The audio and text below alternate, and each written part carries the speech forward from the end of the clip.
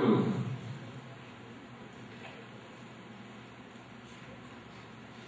Agora eu passo a palavra ao grupo que é a favor do nepotismo, para que dê início à sua introdução. Boa noite.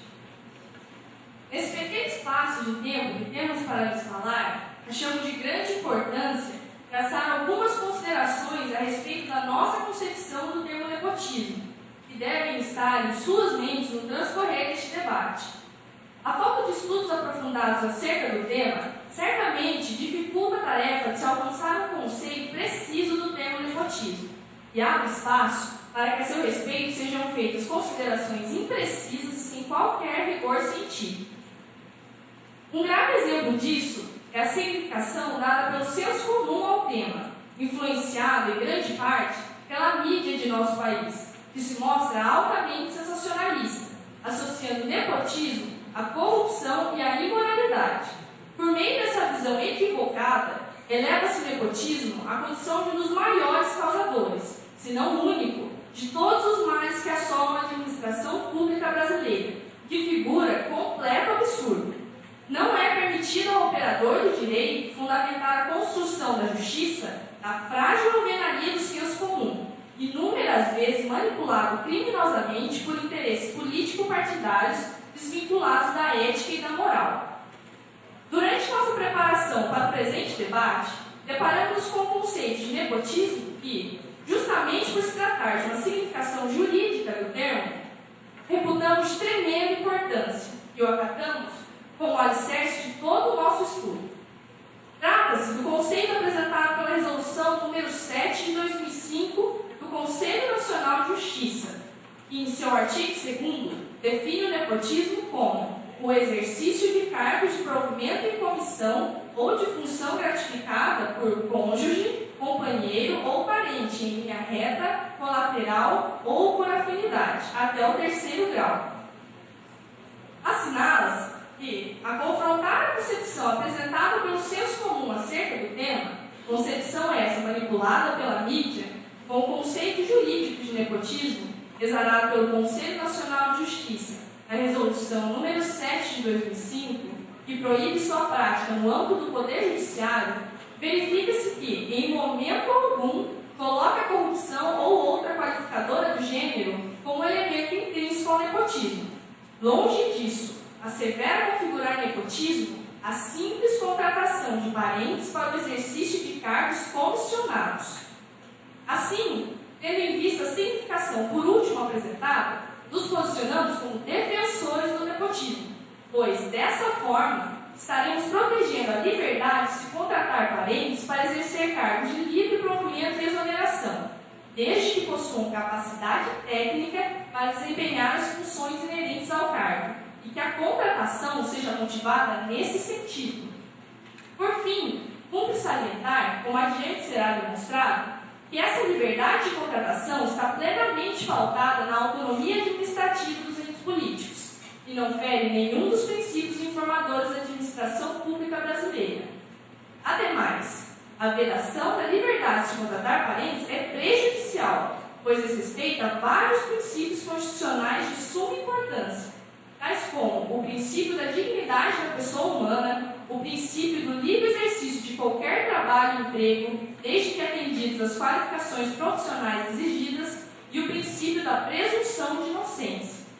Tal limitação configura um pré-julgamento do administrador público, baseado na presunção de culpabilidade do futuro agente público, que, mesmo antes de iniciar suas atividades, seria tido como ímprobo. Permitindo-se essa violação ao princípio da presunção de inocência, o Brasil se transforma numa república de suposições, onde todos são corruptos até que se prove o contrário.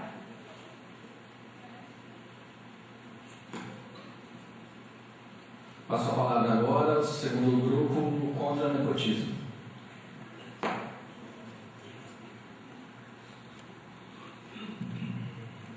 Inicialmente, boa noite a todos.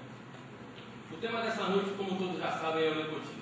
Porém, antes de falar de nepotismo, acredito que seja crucial traçar alguns conceitos, alguns fundamentos. Primeiro, devemos conceituar o que seja administração pública. Segundo Eli Lopes Meireles, numa visão global, a administração pública é todo o aparelhamento do Estado pré-ordenado visando a satisfação das necessidades coletivas. Por seu turno, negócio de família é o tipo de empreendimento comercial onde todos os membros da família atuam. Ali trabalham o pai, a mãe e os filhos. Toda a mão de obra necessária é suprida pelos entes familiares e o lucro advindo também por eles é repartido. Embora pareçam desnecessárias essas definições, elas são extremamente importantes porque, pasmem, tem administrador público que ainda não percebeu a diferença entre esses dois conceitos e emprega na administração, através dos chamados cargos em comissão, seu filho, sua esposa, seu irmão. É eloquente o exemplo porque vem da história. Napoleão Bonaparte nos deu um bom exemplo de nepotismo ao nomear seu irmão, Napoleão III, para governar a Áustria, território estratégico para a manutenção do Império à época. Corrija o professor que conhece muito bem. Mas isso, à época, podia ser facilmente explicado. Ora, quem haveria de ser mais confiável que o próprio irmão para governar tão importante província? Não é que essa justificativa pegou? Até hoje, tem gente que se utiliza dela para legitimar a nomeação de seus parentes para cargos em comissão. Incrível como Napoleão fez isso. E o mais engraçado, tem gente que ainda afirma, com todas as letras, que contratação de parentes não é necessariamente nepotismo. Sinceramente, essa ideia que não é necessariamente aceitável. Se contratar parentes sem concurso público para cargos em comissão não é nepotismo, então o que seria nepotismo? Do jeito que anda as coisas, logo vai aparecer alguém dizendo que o concurso público é que atenta com os princípios constitucionais. Mas os administradores, descendentes de Napoleão, quando tentam justificar o nepotismo com essa argumentação perneta, se esquecem que a ordem jurídica e principalmente a sociedade moderna são um pouco diferentes da do período napoleônico. Outra coisa que os defensores e praticantes do nepotismo não têm bem definida é o significado técnico da expressão juízo de conveniência e oportunidade. Penso que quando houve algum assessor jurídico seu usar essa expressão, fazem equivocadamente o seguinte raciocínio: bom, já que para mim é conveniente ter meu filho, minha nora, meu irmão trabalhando aqui comigo e eu tenho a oportunidade de fazer isso, vou nomeá-los em cargos funcionários. Fazendo assim, da administração pública, a casa da mãe Joana. Aliás, a casa da mãe Joana, do tio Antônio, do tio Eduardo, do irmão Maurício, e assim por diante. Alguém precisa esclarecer urgentemente a esses administradores nepóticos que discricionariedade não é arbitrariedade, pois aquela encontra seu limite na constitucionalidade dos atos.